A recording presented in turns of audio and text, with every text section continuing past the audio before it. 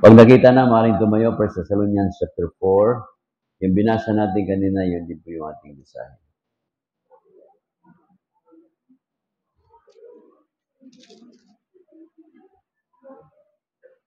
First Thessalonians chapter 4, verse 17 and 18, two verses lang. Nakita nyo na, mga kapatid? Okay, ready? Read. Then we which are alive and remain shall be caught up together with them in the clouds to meet the Lord in the air, and so shall we ever with the Lord. Wherefore comfort one another with these words. Tayo po ay manalangin. Our Heavenly Father, we thank you so much for the reading of your words.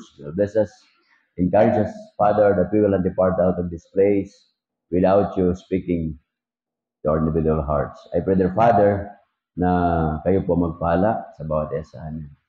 At maunawaan namin ang mga katotohanan na ito upang kami ay maging handa sa mga darating na mga araw, lalo na yung iyong pagbabalik. Lahat na ito aking dadalangin, pinapasalamatan sa madami sa Panang Kristo Jesus, sa amin Diyos sa kabaligtas. Amen. Okay? Noong Second World War, alam niyo po yung isa sa pinakasikat na pangako, I shall return. Sino may sabi noon? Kilala niyo si MacArthur, di ba? Yan po yun, ay doon sa may Palolete po yan, sa may dagat. Ngayon, ang ginawa po ng Tacloban, ginawa nila doon sa kanilang, yung naggawa sila doon ng sariling monumento. So, malapit sa airport, malapit sa Kapitolyo, malapit sa kabisera. Okay? Pero, napakaraming mga turista doon, akala nila, doon po nagland si General MacArthur. Pero hindi po, doon sa may Palo area, doon sa dagat, nandoon po yung mga tawag doon. Kaso lang, dahil malayo, hindi na pinupuntahan ng mga tao. Okay? So, yun po yung kanyang favorite na sinabi, na pangako, sabi niya, I shall return. Bumalik na siya sa Pilipinas at ipinagtanggol ang bansang Pilipinas. Okay.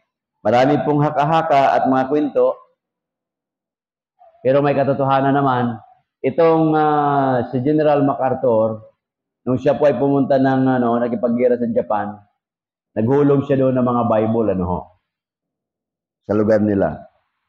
Si Alpheus, taga roon to sa Tacloban, alam niya yung tawag doon, yung kung saan yung mga monumento ni General MacArthur. Magtatay po yan. So, dalawang general magtatay. Puro MacArthur. Okay?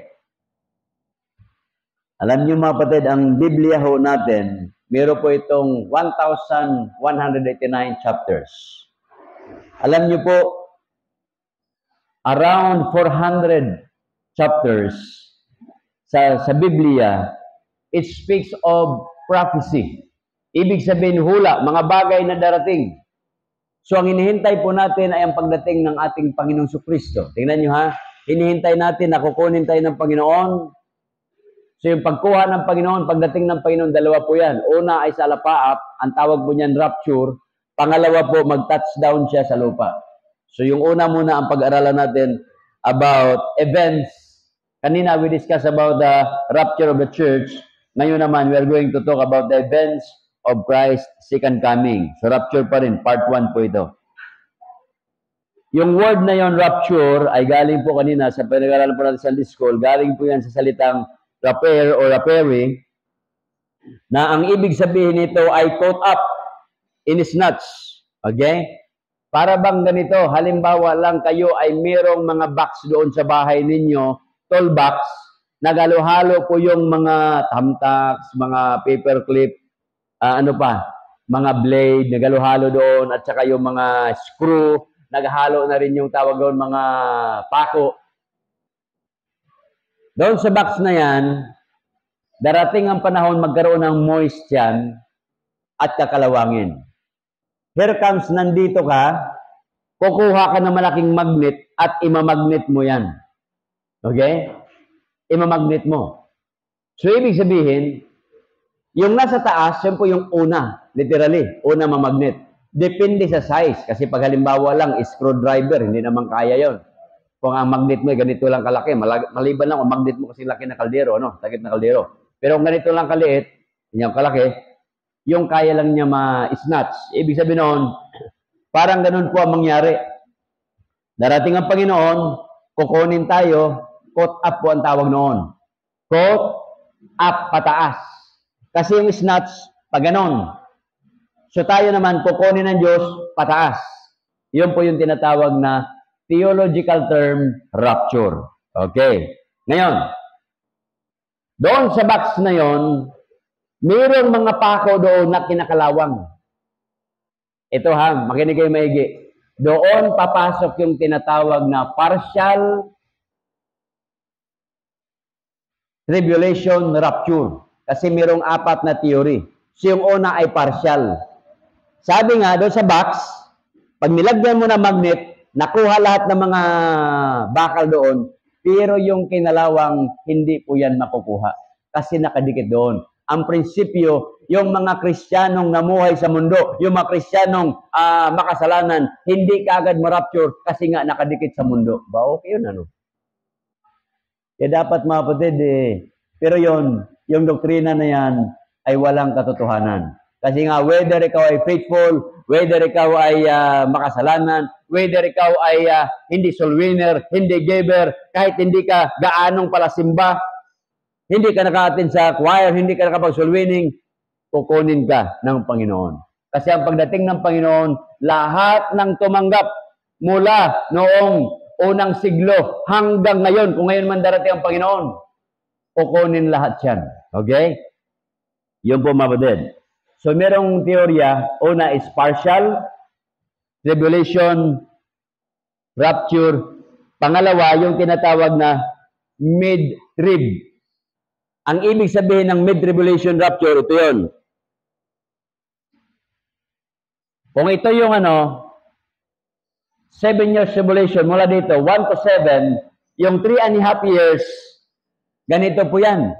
Naghirap yung mga tao, pagkatapos niyan, mga Kristiyano maghihirap din. Pagdating sa kalagitnaan, saka lang darating ang Panginoon. Ang tawag po niyan, mid-tribulation rapture. Na ibig sabihin, naranasan muna ng mga tao yung talagang grabe, hirap, yung araw hindi sisikat, yung 1/3, yung mga kahoy dyan, masusunog yan. Tapos yung dagat, 1/3 noon ay magiging dugo. Pagkatapos yan, 1/3 ng living creature, mamamatay. Ay grabe, Tapos 1/3 ng population ng mundo, patay. Ang ibig sabihin, kinakailangan daw maranasan yan, mid-trib. Pero hindi po yan, mga kapatid. Wala po yan. Okay? Yun yung tinatawag na mid-tribulation. Dahil naawa daw, sabi doon sa paliwanag, naawa yung Diyos kasi nasaktan na yung mga anak niya, kinakailangan ng kukunin. So, hindi po yan. Yung pangatlo, yung tinatawag na post-trib. Nang ibig sabihin ko, ito yung year 1, year 7, kinakailangan po maranasan lahat yan ng mga Kristiyano. Maranasan muna na mahulog yung mga bituin. Maranasan muna lahat ng mga tubig dyan ay magiging mapait. Maranasan muna na mahuhulog yung wormwood. Yung buwan, hindi sisikat yung 1/3. Yung araw, hindi sisikat ng 1/3. My goodness. Yung mga stars, mahuhulog sa lupa, 1/3 po yan. Sabi nila. At saka tatakan ng mga 666. Kaya sabi nila, dapat daw maranasan lahat ng mga Kristiyano yan. Ang tawag doon, post-trib. Okay? Ngayon, yung pang-apat na theory, yun yung tinatawag na pre-tribulation rapture. Pre-trib. So, anong ebidensya? May ebidensya. Noong panahon po ni Noah, tiningnan ng Diyos yung tao makasalanan. Pamilya ni Noah matino. Kung magpaulan ang Diyos, magbabaha siya, mamamatay si Noah. Kaya kinakailangan niya munang iligtas si Noah. Okay? Kaya sabi ni Noah, sabi ng Diyos, Noah, gumawa ka ng arko. Ba, okay Merong teacher, hindi naman dito na teacher, nagturo. Tinuruan yung mga bata, kanta. Si Noah gumawa ng arka, si Noah gumawa ng arka. Bumuhos ang ulan, palutang-lutang, gano'n, di ba? Yung mga bata, nung umuwi na kumanta. Sabi ko sa mga bata, natutunan nyo ba doon sa ano yun parang hindi pa yata bibiin nung araw. Sabi ko, ano tutunan nyo? Kanta po. Ano tinuturuan teacher nyo? Sino gumawa ng arka? Walang iya. Sino daw gumawa ng arka? Sabi ko lalong hindi ako. O siguro naluloko lang yung mga bata, no? Tapos sabi nila sa school teacher, si Moses nung tumawid sa Red Sea, nagrenta na napakaraming tubo. Okay at maraming barko at maraming barge. Nakatawid sila sa Red Sea. Ayos din yun high-tech yun Pero hindi po yan Kaya wag nating i-modernize yung nangyayari ng kasaysayan nung araw. Okay? Mahirap po mga kapatid. So itong tribulation na ito, so bakit tinuturo na kinakailangan kunin muna tayo ng Panginoon bago magkaroon ng kasamaan sa mundong ito? Ito po yan. Noong panahon ni Noah, sabi ng Diyos, Noah, gumawa ka ng arka. Sisirain ko ang mundo sa magitan ng tubig. Sira nga. Nag-preach si Noah for 120 years, walang naniniwala. Kaya siyang unang preacher The preacher of righteousness. Last minute na lang, nakasakay na yung mga ibon. Nakasakay na lahat ng hayop. May nagtanong na bata sa akin, Pastor, nakasakay din po yung dinosaur.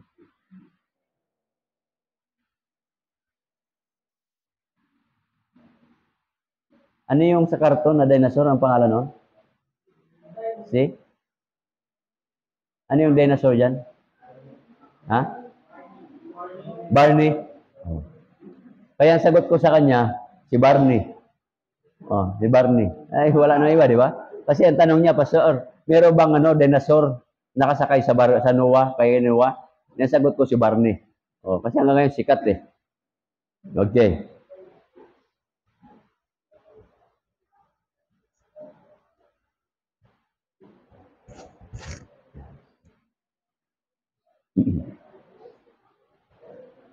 Bakit mga kapatid, na kailangan kunin muna tayo ng Panginoon bago sirain yung mundong ito? Ito po yan. Noong silat, nandoon sa Sodom and Gomorrah, sabi ng Diyos kay Abraham, Abraham, susunugin ko yan. Kaso lang nandoon silat. Kinuha ng dalawang anghel. Pumunta yung dalawang anghel. Kahit backslider backslider yung misis niya, at backslider yung mga anak niya, dahil anak ng Diyos yan. Kaya sa rapture mga kapatid, kahit sira ulo yung Kristiyano, makasama yan. Okay?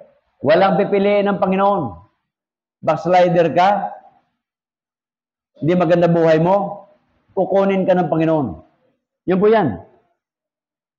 Ang bargain nga nila, ay, wag naman yung rapin yung aking dalawang bisita. Meron naman akong mga anak dyan. Hindi pa sinwaling na nga sila, Sabi nila, hindi pa nakaranas ng lalaki yan kung tutuusin, expert na yung mga anak niya. Bakit?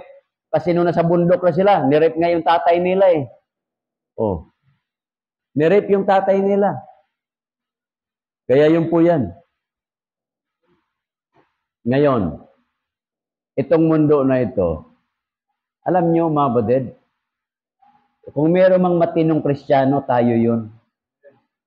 Bakit? Hindi lang ninyo narinig yung mga hula. Nakita nyo pa. Yung gira sa Israel.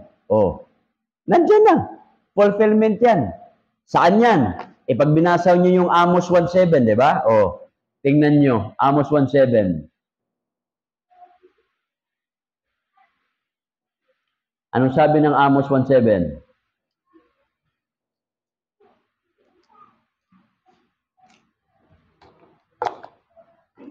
Tingnan nyo Amos chapter 1 verse 7. Nasabi dyan, But I will send fire on the wall of Gaza, which shall devour the palaces thereof. Nung panahon ni Amos, para makatakbo yung apoy, kinakailangan meron kang pana, yung dulo ng pana mo. Di ba? Yung pana ay merong apo yan. At yun yung isend mo doon sa kalaban mo. Eh ngayon, high-tech na, missile. I will send fire. Di ba? Pagka sinindihan mo yan, klinik mo yan, apoy yan eh. Apoy ang magpapatakbo doon eh. Lipad yung mga yung mga missile. October 7, there are 5,000 missiles pinakawalan. Kaya sabi ko, kung sa Pilipinas yung 5,000, malamang 50,000 na Pilipino patay. Pero sa kanila, 5,000, 150 lang yung namatay eh. Oh. Di ba? Sa Pilipinas, yung 5,000 ka missile, iwan ko lang. Lalo na pag sa Maynila siguro, Brother Ramil. Dami siguro yun. Sana nga mangyari para mabawasan ng Pilipino. Sabi nila, grabe ka naman, pastor. Pwede bang sa bahay mo na lang dumating? Pwede rin. Pero alam niyo mga kapatid, makita niyo naman, di ba, pagka tumama yung missile sa building, yung building talagang bagsak eh. Kaya lang naman sila nakaligtas kasi yung mga bahay nila, mga maraming tunnel. Ang tawag nila doon, bomb shelter. Masira man yung building, nandoon sila. Nakakahinga sila doon, nakakakain sila doon, nakakaligo sila doon, may CR doon, may medisina doon. Sa Pilipinas, pag tayo po ay binumba, meron tayong shelter, walang bomb shelter, walang bomb. Pagka mangyari sa atin yan, iwan ko lang. And yet, sabi ng mayayamang bansa, ang Pilipinas, ang pinakamayaman na bansa. Lagi kong naririnig yan. Si Queen Elizabeth, sabi niya, the Philippines doesn't know that he or she is the most powerful nation in the world. So, ibig sabihin, alam ng mga bansa na yon ng Pilipinas, isang dakilang bansa na hindi lang alam. Kaya tinuturuan tayo, binibigyan tayo, dole-out mentality para matuto yung mga henerasyon natin, tanggap lang ng tulong, yung matuto yung mindsetting na tayo ay nasa mababa lang. Yung ibang bansa, grade 3 pa lang, marunong nang mag-repair ng electronics. Dito, kinakailangan tumanda ka muna bago mag-aral ng TISDA.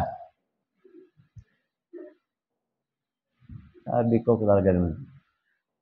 Yung mga bata sa kanila, preschool pa lang, tinuturuan na paano maglinis. Dito, mag-caregiver ka, pag may edad ka na, mag-TISDA ka pa. See? Mindset. Libre na lahat ang edukasyon. Kaso lang yung iba na magagaling, mga ininyero, pagka nag-graduate, wala ho dito. Mga doktor, mga nurse. Yun po yung plano ng Amerika nung araw. Na yung mga Pilipino, wag turuan maging doktor, nurse lang. Wag turuan magiging supervisor, teacher lang. Hanggang ngayon, alipin tayo. Tutuwa naman tayo, papadala tayo ng mga anak natin doon kasi dolyar. Tandaan nyo, nung panahon, nung 1901, $1 is 1 peso. Nung panahon ni Marcos, $1 is 6 pesos. Nung panahon ni Cory, nag-12 na yon hanggang 25. Nung dumating si Gloria, nag-56. Hanggang ngayon, hindi nakabalik. Sino may kasalanan? Tayo, mga Pilipino. Bakit? Nung panahon ng global crisis, ang mga Pilipino nagbibidyoke, nagtutungit. Ang mga Koreano pupunta sa bundok, nagpipray. Ang dami nilang mga yung dalampasigan, nagpipray po sila. Mga Hapon, nagpipray. Ang mga Pilipino, hala, sumba-sumba dyan, di ba? Kasi nga daw, para malibang, tagay-tagay, para mawala yung Iyan ang nangyayari sa atin. Realidad. Totoo naman, di ba? Titigil lang naman yung tao pag namatay na eh. Hindi sa kakainta. Yung lagi kong kinikwento sa inyo, 4 din sila eh. Pag hinatig yung mga anak ko, brother, tagay mo na. Sige, yung sa akin, iinom mo na. Oh, dodoblehin ko. After 3 months, patay yung isa. Brother, nawala na po yung isa kasama namin. Tuloy nyo lang yan. Tuloy nyo lang. Tinuloy nila, nawala naman yung isa. Patay, 2 na lang sila. Brother, 2 na po nawala sa amin. Tuloy nyo yan. Lahat kayo mamamatay. Ayun, tinigil nila. Gusto mo? Kaga-aga, alas 7, nagkakape ka ng puti. Kasi daw pagod sa gabi. That is called katamaran. Okay? Nahilig tayo. Ito lang yung bansa na napakaraming sugal. Pati aso, sinusugal. Pati mga yung walang kamalay-malay na ginagamit sa sa kasal, ang tawag niyan? Kalapati? Oh. Noong isang araw, saan ba ako isang araw? So may party ng doon, Rizal, sabi ko sa mga bata, o ano yung dala-dala nyo? Ano po? Pakawalan po namin. Magkano posta dyan? Ay ano po? Tagwa 1.5 po. Kayo nagkaka 1.5, hindi po. May mga pustahan po yan. Sabi ko, pagkabi sa mga bata Mga bata lang yung tagapag-release ng kalapati. Kalapati. Sabi ko, magkano naman sa inyo? Balatuhan po kami sa mga nanalo. Kita mo mga bata tinuturuan. Ultimo, yung gagamba kukunin yan, sugal. Di ba yun yung problema sa natin? Sa mindset ng Pilipino. Lahat ng pagkakakitaan, dyan sa amin. Nagtataka ko, bakit na yung mga tao nagtakbuhan minsan, tumalon doon. Eh yung isa kilala ko, bigo, ano sa'yo Michael? Bakit ka tumatmo at tumalon ka doon? Nagkahulihan, pastor eh. Bakit ano meron? May tupada kasi doon eh. Sabi ko, anak ng tupada. Kalinggo-linggo. Alas 7 ng umaga, nakagulo na sila. Sipin mo, tulog pa yung ibang tao, sila nagsusugal na. Sabi ko, ano nangyari? Ayun po, kinuha po ng mga pulis yung pera namin, mga manok namin, ebidensya. At yung iba, ikukulong. Eh, paano kayo hindi makulong? Aba, magbigay ka ng pera para hindi ka makulong. Pambihira, no? Aba, kung ako'y pulis, magandang negosyo pala yun. Di ba? Sige, magsugal kayo dyan. Huhulihin ko naman kayo eh. Gusto nyo? Pati numero, pinag-iindingan. Magbabasketball lang, tinatayaan. Pati nung araw, pati yung panganganak, tinatayaan yan. Babae o lalaki. Grabe. Ganon katindi. Ganon katindi ang mga ninuno natin. Kaya yung iba, yung mga bata, dahil alam nilang tinatayaan sila, ayaw na nilang lumabas. Kaya ito mga patida, sa pangyayari ngayon, nakita na ninyo. Kaya dapat kung mayroong mang Kristiyano na matino, tayo yon. Bakit? In our very eyes, in our very ears, nakikita natin yung mga hula ng mga propeta po nung araw, nandito na ngayon, realidad na. And yet, hindi tayo natitinag. Parang, so what? It's usual. Di ba? So dapat yan matitinag tayo na yung pala habang nangyayari pala yung mga propesya, I'm sorry, palapit na ang rapture. Palapit na yung pagdating ng Panginoon. Pero hindi tayo natitinag. Parang wala lang. Okay lang yun. Sa kanila lang naman yun. Malayo naman sa Pilipinas. Para tayong mga yung kwento na matatanda nung araw. Pag ikaw daw ay buhulano, sorry pag may mga buhulano iba yung ija-ija, aho-aho. Ang point doon, sorry sa mga taga-buhulano. Sabi ng mga kwento na matatanda, "Hoy, malulubog na yung barko." Sabi ng pasahero, "Ay panaho." Ang ibig sabihin noon, anong pake ko kung lulubog yung barko? Hindi naman akin to Hindi niya alam, pasahero siya. O, di ba? Yun yung mga tao na walang pakialam. Minsan tayo, ganun di ba, Kristiyano? Ano man kung mangyari sa kanila doon? Nasa hula naman yan, propesya na yan, bahala na. May mga Kristiyano, laging nagsisend ng mga coach, nagsisend ng mga tawag doon, ng mga nangyayari at mag-comment pa yan, darapit na darating ang Panginoon, maghanda-handa tayo, pero hindi naman nagsisimba. May ganun eh. Panay-panay ang send sa akin, Pastor. Ito dapat ang mga ituturo natin. Walang hiya itong Kristiyanong to ah. Meron. Lagi ako, araw-araw ko niyan. Lalo nang simula noon, araw-araw yan. Pero tingnan ko, wala naman simbahan. Sabi ko, ano kaya utak ng taon to? Magsisend ka sa akin at sabihin mo, Pastor, ito na dapat yung maituturo natin na malapit na darating ang Panginoon. Magtuturo ako ngayon, wala naman dito. Walang hiya. Di ba nakakaasar yung gano'n? I-encourage ako na magturo pagkatapos wala. Ay, siya. May mga Kristiyanong gano'n. Magagaling lang sa mga events. Magagaling lang sa katotohanan. Pero sa actual, wala. Kaya di bali nang wala tayong alam na naglilingkod tayo kasi maraming alam, hindi naman naglilingkod. Amen, mga kapatid? Aanhin mo yung puno ka ng impormasyon. Aanhin mo yung marami kang alam sa Biblia. Hindi ka naman makikita sa simbahan, useless yun. At marami akong nakikita ang Kristiyano gano'n.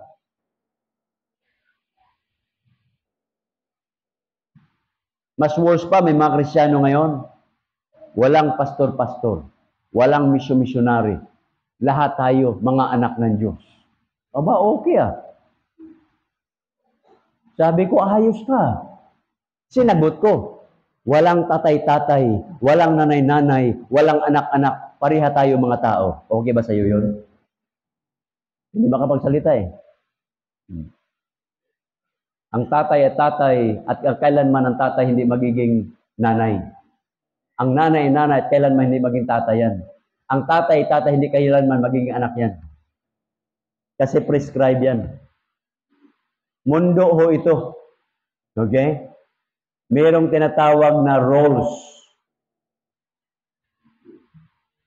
Hindi po pwede yung teacher mas magaling doon sa, hindi po pwede yung estudyante mas magaling sa teacher. Although, totoo yan. Pero, kahit magaling kang estudyante, matalino ka pa sa teacher mo, umupo ka. Tatamisa, nung kami nag-aral ako, hindi ko type, mga Bible student, makinig kayo ha, hindi ko type yung doktrina na tinuturo sa akin. Kaso lang, pagdating sa exam, gagawin ko. Dahil pag hindi ko ginawa, babagsak ako. Nakuha niyo mga kapatid? But I'll never take that as a doctrine. Hindi. Ang doktrina lang natin ay yung laman ng salita ng Diyos. Amen mga kapatid? Kaya yan po yan. Ngayon, bakit po darating ang Panginoon sa tinatawag na bago yung tribulation or pre-trib? Ito ay ipinaliwanag ni Gabriel doon sa Daniel chapter 9. Hindi na natin isa-isahin yan. Yung tinatawag na 72 weeks. A period of 490 years. Another one. Sinabi po ito ni Apostol Pablo sa 1 Thessalonians chapter 1 verse number 10. At higit sa lahat, sinabi ito ng Panginoon Jesucristo sa Revelation chapter 3 verse number 10. Sinabi ng Panginoon Jesucristo ito. Alam niyo sa gira, mga kapatid kukwentuhan ko kayo. Yung gira, babasahan ko kayo. On Sunday, December 7, 1941, anong meron? Mga estudyante, anong meron noong December 7, 1941? Mga estudyante, ito po yung nangyayari na binumba yung tinatawag na Pearl Harbor. Kaya nung binumba ng Japan yung Pearl Harbor, nagiging Pearl Shake. Yung Pearl Shake was shaken. Inflicting great damage upon American forces stationed there at doon sa Pearl Harbor. On Monday, December 8, President Franklin Roosevelt delivered a speech doon sa Kongreso, inatake tayo, anong gagawin natin? O di siyempre, sabihin ng Kongreso, atake din tayo, gaganti tayo. Alangan naman sabihin, susuko tayo sa hapon. O. So ngayon, nag-declare, nung araw na yon, December 8, nag-declare ang Amerika war against kanino? Japan, Germany, and Italy. Kasi ito yung mga ano noon magkasama, yung Japan, Germany, at Italy. Nag-declare. December 9, sunod na araw, tinawagan na ni Roosevelt. Wala pang telepono pala noon. So, anong ginawa niya? December 9, President Roosevelt sent telegrams to the U.S. ambassadors serving in Tokyo, serving in Berlin, and in Rome, ordering them to leave for home immediately.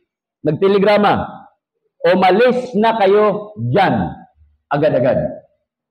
Ibig sabihin, the moment a country ay makapagdira sa isang bansa, yung representative mo doon, alisin mo na yung ambassador mo. Tandaan po ninyo, lahat o tayo dito, we are called ambassadors for Christ. Amen mga kapatid? Ambassador tayo Nandito tayo sa mundong ito, we are representing our Lord Jesus Christ. Kaya nga sabi ng Panginoon, ye are the light of this world. Ye are the salt of this world. Tayo, nag-represent tayo dito. Ngayon, bago man magkaroon ng tribulation, kukunin muna tayo ng Panginoon. Yun po yan mga kapatid. Okay? So ito na. Events. Dito na tayo. Number 1. Dito sa balikan natin yung 1 Thessalonians chapter 4. 1 Thessalonians chapter 4.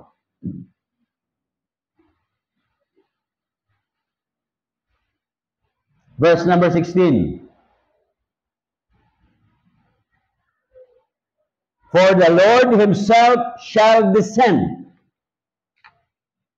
from heaven. Ito po yung tinatawag the return. Ito yung mga events, the events of Christ coming. Part 1 po ito in the air. So ito po yung sequence. The return. Babalik ang Panginoon. Dahil nung umakyat po ang Panginoon, anong sabi ng Panginoon? John 14 verse 1, let not your heart be troubled. Ye believe in God, believe also in me. In my Father's house are many mansions.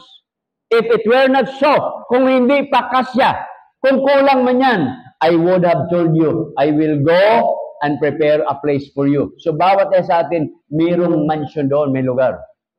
And if I go and prepare a place for you, meron ka na, I will come again. Yun yung maliwanag na pangako ng Diyos. Babalikan kita. And receive you unto myself. Ako mismo ang magtanggap sa iyo. Hindi yung mga anghel ko. Hindi yung mga dati na mga saints. Ako mismo. Kaya doon sa ulap, susunduin tayo ng Panginoon. May nagtanong sa akin, Pastor, bakit po tayo susunduin ng Panginoon? Ikaw ba naman, didiretso ka sa langit, hindi mo nga alam yung papunta sa alapaap Papunta ka ba ng langit?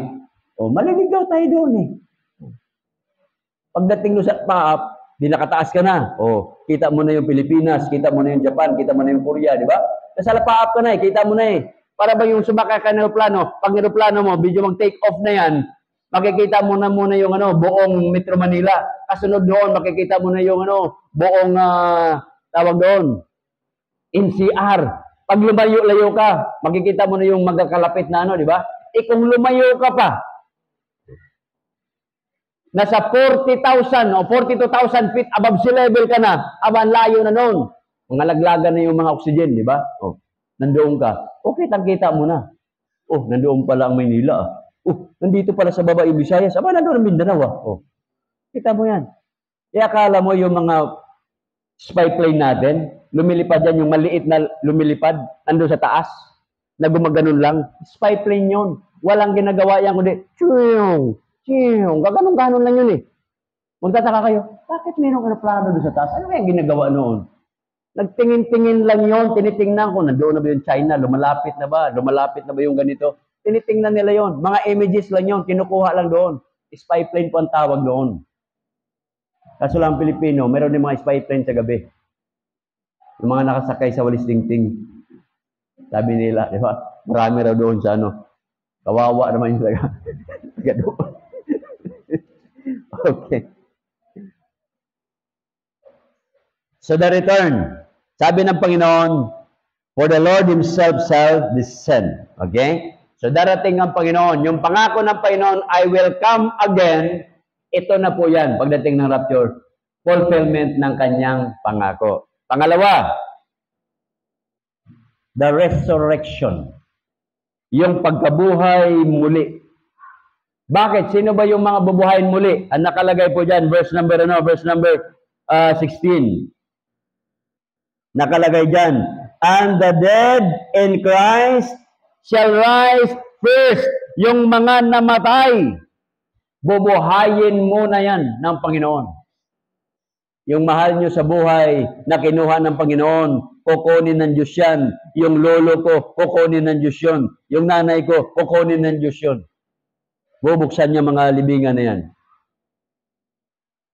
Nung umuwi ako sa Surigao, sabi ko, hindi ko na alam yung yung libingan ng lolo ko. Sabi ko, parang dito yun. Pag ganon, dito yun. Sabi ng sepulturero, nilipat na namin yung lolo mo. Sabi ko, nasaan na? Nandoon sa mga buto. Sabi niya sa akin, hanapin mo na lang. Sabi ko, walang hiya ka. Sa daming buto niya. Puro buto niya. Bungo, buto. Sabi ko, pinahanap ako. Saan yung lolo ko? Sabi ko, di bali na. Oh, sipin mo yan. Pinagsama-sama doon. Nilagay lang. Oh, yan yung problema sa mundo. Pag hindi ka nakabayad, hukayin, tapon doon. Tak! O, di ba? Wala tayong magawa. Tinatanggap na lang natin yan kasi nga, buto na lang naman yan. Pagdating ng araw, bubuhayin naman ng Panginoon yan.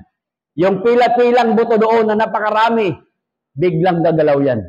Patay, ano? Siguro kung mayroong aso doon kumakain, takbo yung aso. Bakit yung buto tumatak? Oh, sipin mo yan. Ilang mga libingan sa buong mundo. Tingnan nyo mapatid ha. Ang mundong ito, mula kay Adan hanggang ngayon, ay meron ng more than 40 billion katao.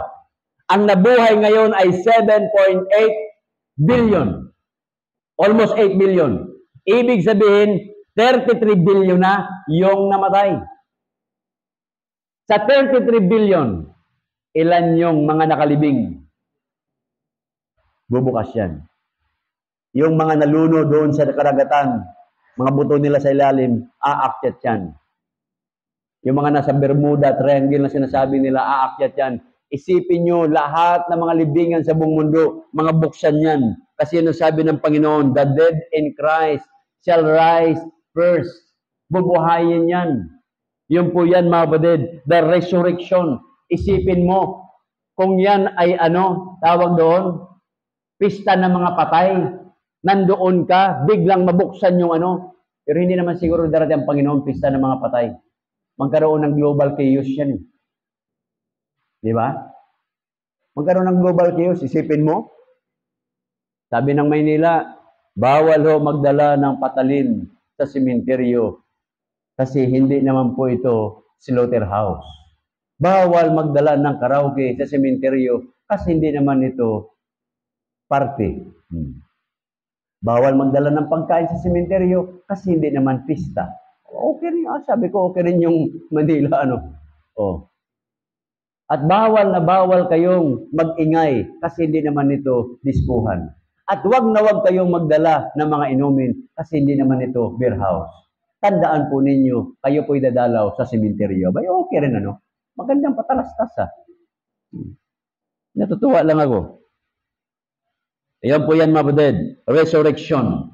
Yung mahal nyo sa buhay, mga kapatiran natin, bubuhayin muli yan. Si Angelo, di ba? Nilibing natin si Angelo.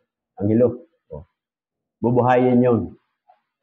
At ang unang hanapin, si John Paul.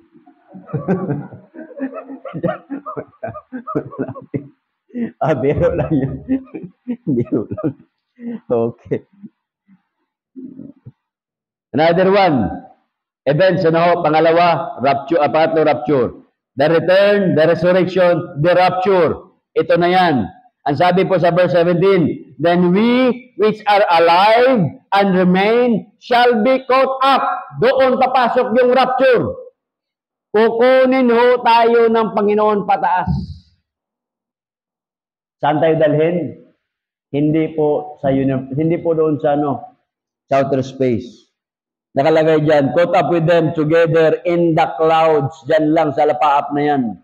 Yung ulap na yan, napakaputi. Pag ikaw nasa taas ng eroplano, makita mo parang cotton buds yan na nagano, pile-pile na yan. Parang ang sarap tumalon doon at kakanta ka. I believe I can fly. O, di ba?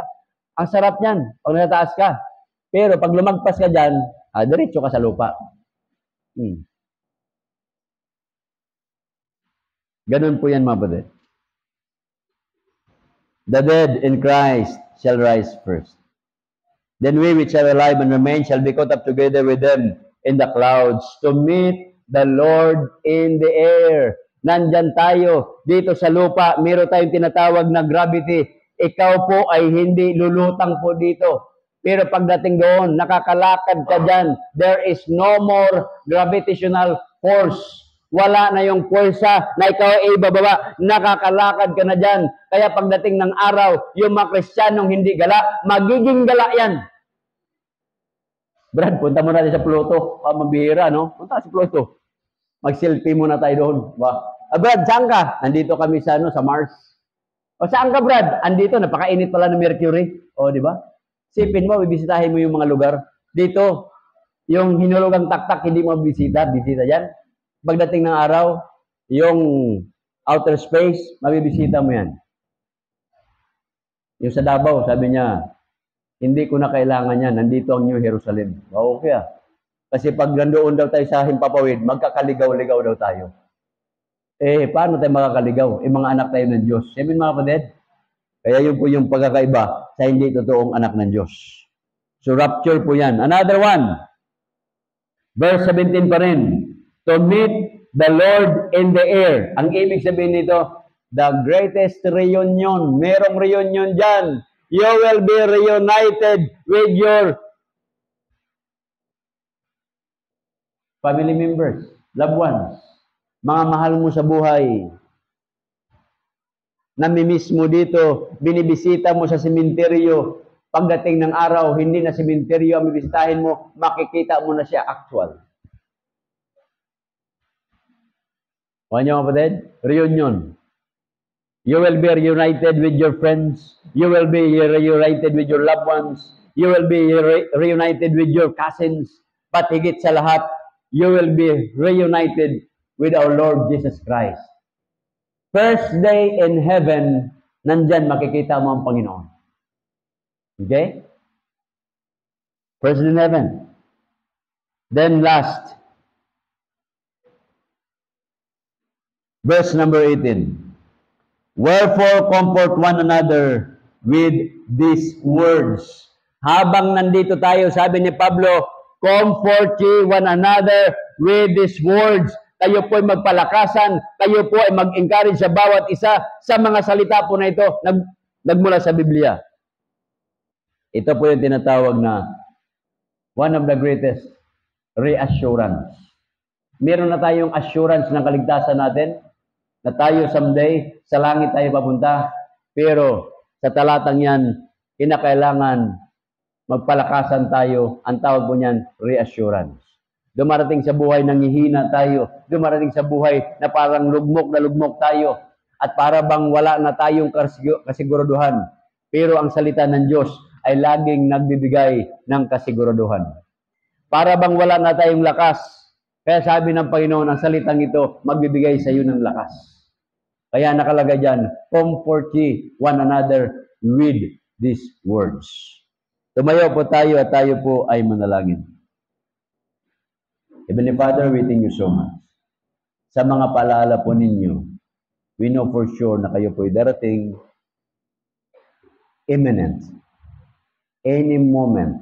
It might be today, it might be at noon, it might be at midday, It might be at twilight. It might be tomorrow.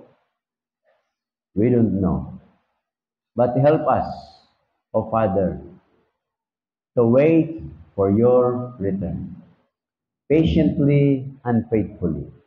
Habang lahat ay nakayupo at nakapikit ang mata. Kapatid,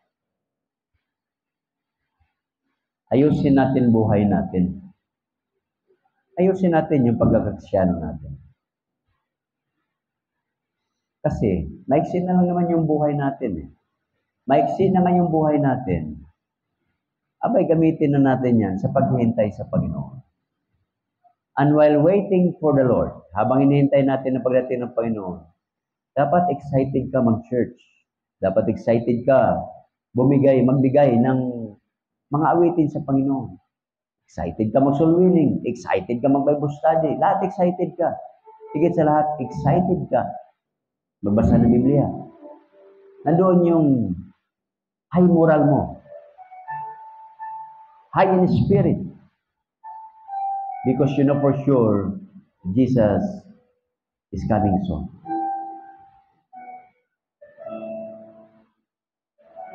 Mahirap mga kapatid na madatnan tayo ng Panginoon na tayo po ay, alam nyo na, hindi ka nagtatapat sa Panginoon, nagbabackslide, nagiging worldly ka, nagiging carnal na Kristiyano. Ayaw natin na madatnan tayo ng Panginoon sa ganung kalagayan. Gusto natin madatnan tayo ng ating Panginoon, spiritual ka, ikaw ay gumagawa, kumikilos sa looban ng Panginoon, tapat kang nanambahan, tapat ka sa lahat ng spirito ng Christian life mo. I think you will be one of the happiest Christians in the world kung darating mo ng Panginoon sa ganung kalagayan. Pero pag dumating mo ng Panginoon, nandoon ka, backslidden, worldly, carnal, it might be your nightmare and it might be worse. If God has something for you today and God is speaking to your heart right now, I do hope and pray that you will be spiritual, you will be matured, you will be a soul winner, a giver, a faithful Christian, doing the will of the Lord. Sige po mga kapatid, if God has something for you and God is speaking to your heart right now, you are free to come, kneel down and talk to the Lord in prayer. Marami kang mga prayer requests silapin mo sa Panginoon. Nais mo maging tapat, maging faithful, nais mo isuko ang iyong buhay. Please do so. Come and talk to the Lord in prayer right now.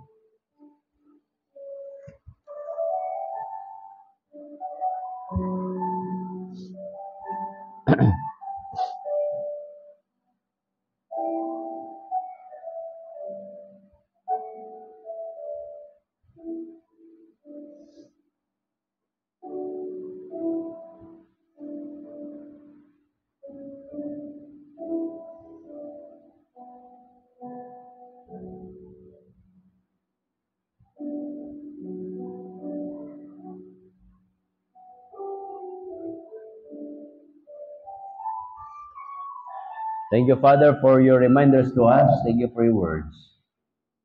As we part ways, ingatan niyo po ang bawat sa amin. Ilayin niyo po kami sa kapaman at disgrasya. Makita niyo po ang bawat sa amin na tapat, patuloy na naglilingkod hanggang sa ikalawang pagbabalik. Mga kapatiran po namin, lagi na biyahe, ingatan niyo po sila. Wala na po ibiganahan buhay, mga nasipag-aral, bigyan ng katalinuhan. Yung may mga negosyo, pagpalaan niyo po ang kanilang mga negosyo. At yung mga kapatiran po namin na laging may mga karamdaman, pagalingin. At yung mga kapatiran po namin na may mga prayer requests, tugunin niyo po ang kanilang po mga kahilingan. Makita niyo po ang bawat sa amin na tapat, patuloy ng galingkod sa inyo hanggang sa ikalawang pagbabalik. Lahat ito aking dadalangin, pinapasalamatan sa matamis sa pangalan ni Kristo Jesus, sa aming Diyos kapaligtas. Amen. God bless us all.